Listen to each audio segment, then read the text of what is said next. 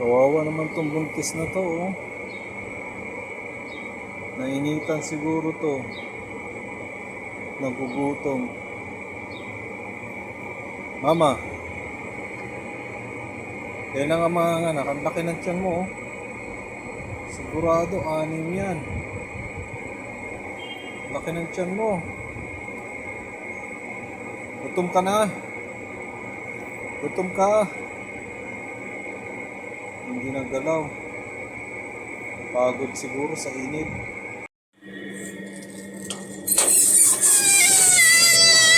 Mama! Come!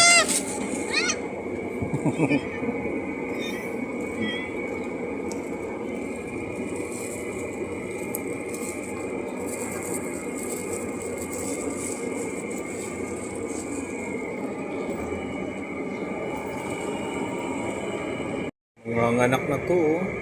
Nahirapan na siya, oh. Nagdugo na yung kanyang labasan ng bata. Nahirapan siya, baka hindi makalabas ang bata nito.